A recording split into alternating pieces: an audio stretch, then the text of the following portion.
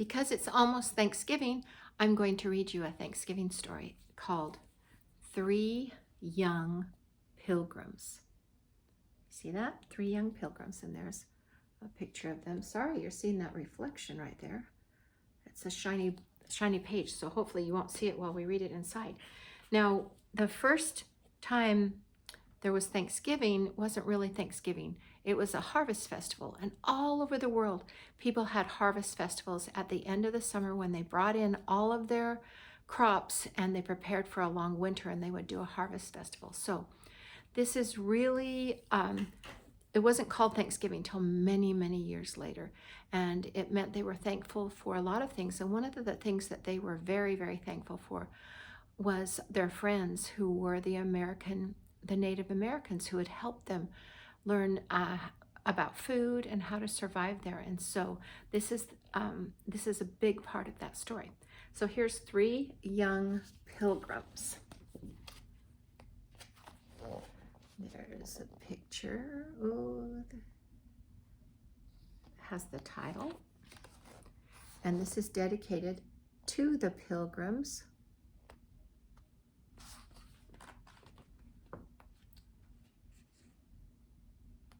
This is really a story of a family. And they're going to tell the story through the story of one family. Mary, that was a name. Remember, that was also a name. It's funny, but that was a popular name. And Bartholomew stood on the deck of a little boat in the very middle of dark blue ocean all around. They watched for mermaids and whales, pirates, and most of all, they watched for land.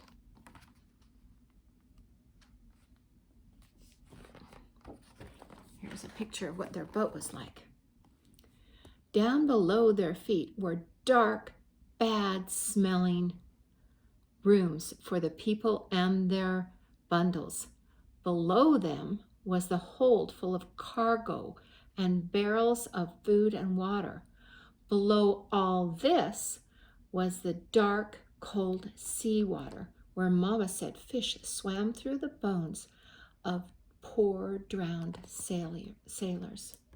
See, there's the seawater underneath, and here is the hold that has lots of big boxes full of things. And this is where the people lived, and where where the crew lived, and then out on deck is where you could get some fresh air. So there, all those people crowded in together.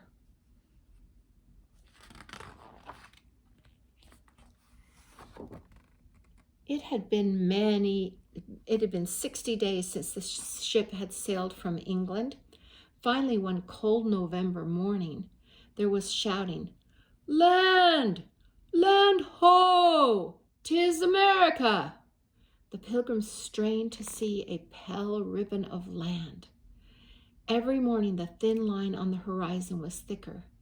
Mary wondered if bears were watching from behind the tiny trees. Captain Jones told the sailors to drop the Mayflower's iron anchor into the sea.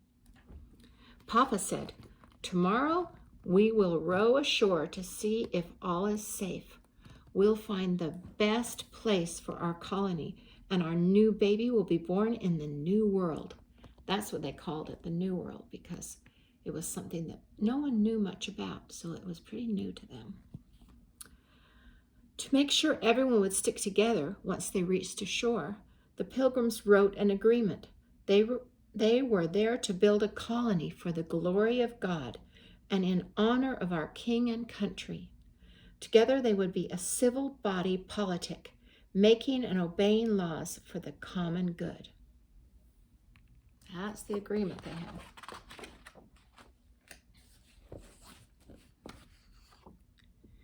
It was scary getting into the little boat. Everyone's legs were wobbly after so many weeks at sea. But then, how wonderful it felt to run on solid land. Mama and the other women washed their families' clothes in the water and spread them out to dry on rocks and bushes. The children went exploring. "Don't go off too far," the mothers called. Mary thought she saw a face peeking from behind a rock, But when she looked, there was no one there. That afternoon, the Pilgrims returned to the Mayflower. It would be their shelter until the place to settle was found. It was an important decision. Finally, just before Christmas, Papa said to Mama, "We found a fine place to build. We will call it Plymouth Colony." Mama smiled. "I'm glad, Isaac." The children saw that her face was thin and pale. They felt worried. Everyone was hungry and tired of living crowded together on the damp, smelly ship. On the land and on the gray rolling sea, the nights and the days were growing cold and bitter. I bet it was cold. This was all the way up in New England, a little bit, not far from Boston, and so it's very cold in the winter. Mama watched the snowflakes melt into the salty sea.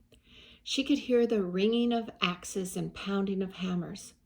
The sound carried clearly across the water from the land where Papa and the others were building shelter as fast as they could.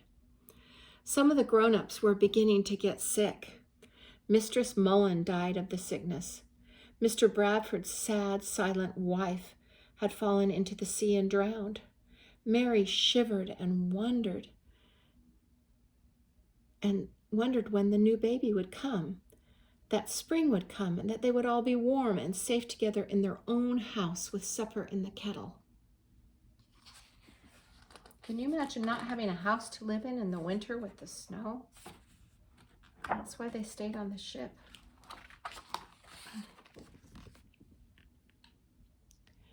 In the next weeks, those who were strong enough moved their belongings from the ship to the common house and to their own half-built houses.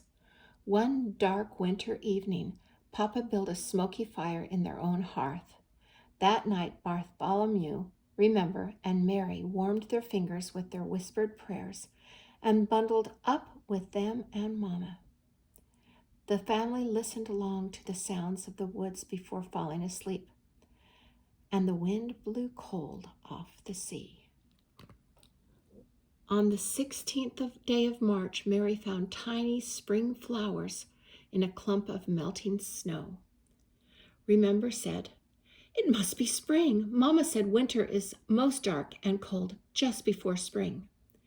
In the darkest winter, half of the Pilgrims had died of the great sickness. Mama and the new baby died too. A tear slipped down Bartholomew's nose. Then he saw an Indian.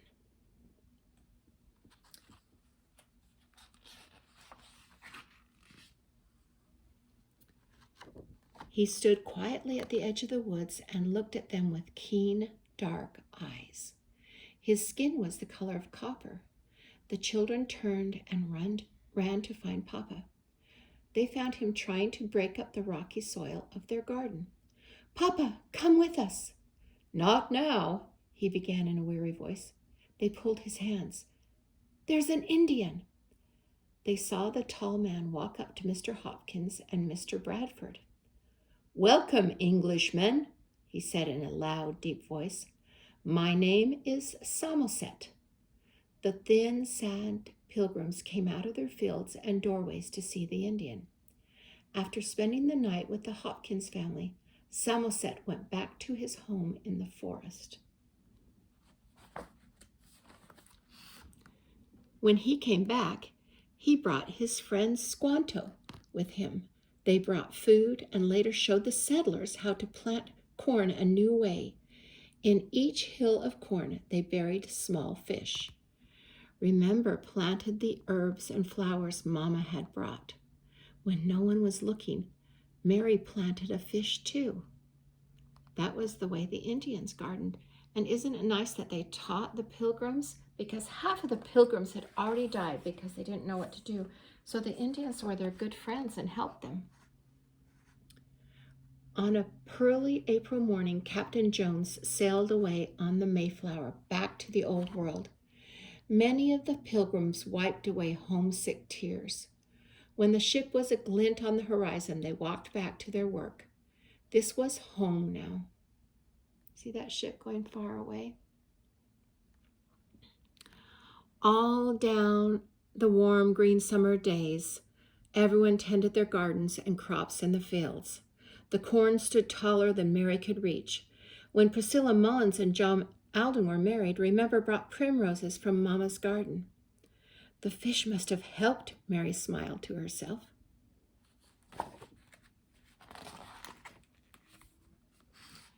This was going to be a rich harvest.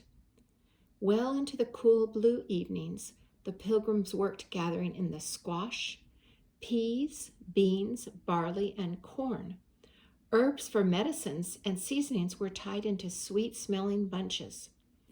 After the Sabbath prayers and hymn singing, Governor Bradford stood before the congregation.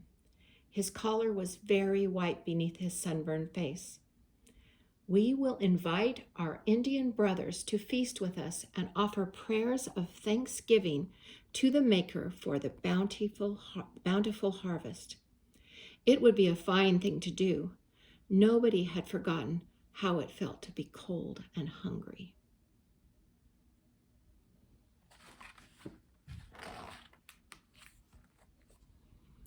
For days, Plymouth was filled with the good smells of cooking. A company of men had been sent to the Indian village with an invitation to the feast.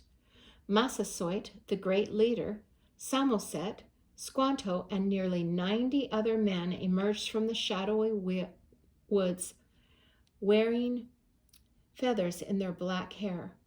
The feasting went on for 3 days. As the deer brought by the Indians roasted and food was set along long tables, the men challenged each other to see who was strongest and whose feet ran the fastest. See, they had games. For 3 days, they had games and eating.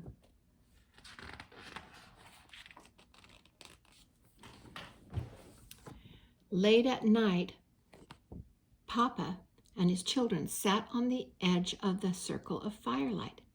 There was singing, and far off they could see the harvest moon rising out of the ocean. The moon path of light might have led all the way back to the old homes in Holland and England. Mary sat in Papa's lap, munching a bit of berry tart. Bartholomew asked, "Papa, are you happy we came to America?" Remember frowned at her brother. She didn't want Papa to be sad. Mary looked into Papa's dark eyes. After a time, he said, "Your mother and I wanted to bring up our children where no king could tell us how to live and pray." He sighed. "We didn't know it would be so hard, but yes, I am happy."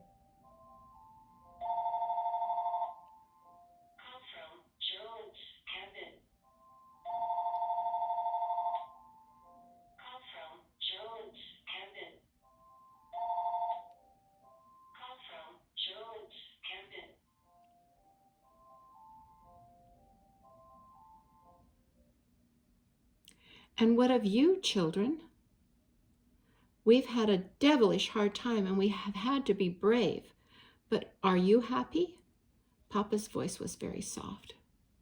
Bartholomew watched the fire and the men who had begun to dance and said, "I think I will be, Papa." Remember squeezed Papa's rough fingers and smiled up at him. Mary wished that Mama was there. Papa's arms tightened around her. Feeling warm and safe, she whispered, "I wasn't happy." Papa's soft whiskers brushed her cheek.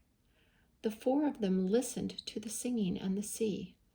Way past bedtime, away from the fire, the moon lighted the paths leading home. Not long after the days of feasting, a ship was sighted. The Fortune brought 35 new settlers and no food to feed them. There followed another hungry winter and more hard times. The Pilgrims' good friend Squanto died in September of 1622. The next summer, a miraculous rain came just in time to save the harvest, and 2 more ships came from England. the Anne, and the little James. Many families were reunited. Dean Fuller's wife and Elder Brewster's daughter were aboard. 2 years later, Fear Brewster became Papa's second wife. Slowly, the hungry years passed, and the colony grew as the land became prosperous. The Pilgrims and their children moved to their own farms in newly created townships called Rehoboth and Duxbury.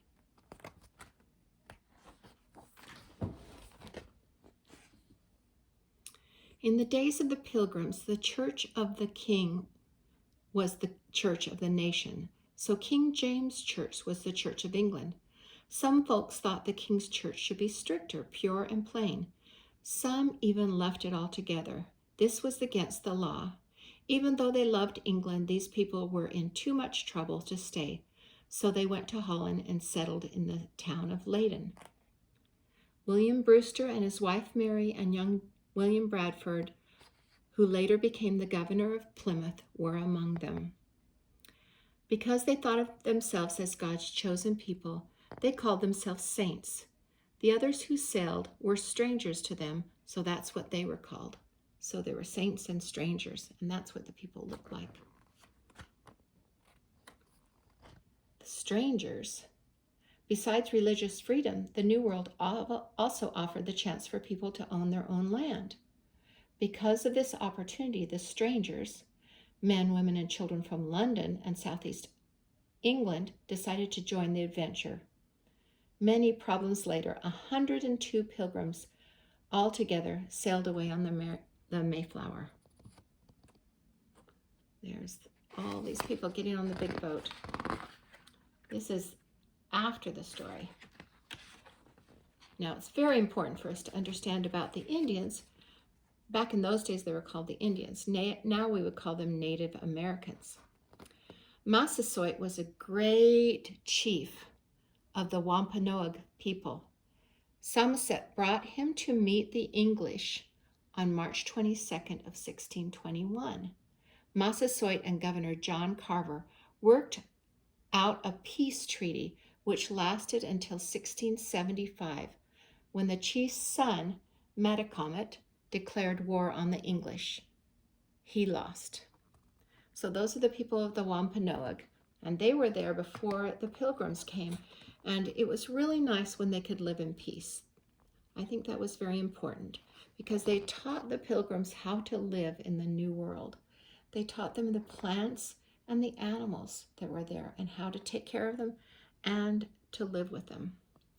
Squanto was the last survivor of the Paduzettes.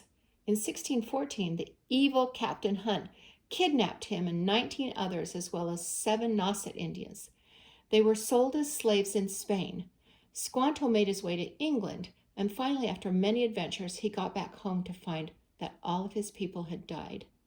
The Pilgrims called to Squantum, as he was also known, a special instrument sent by God. So Squanto was one of their very best friends and helpers. Here's another famous Indian that was the helper.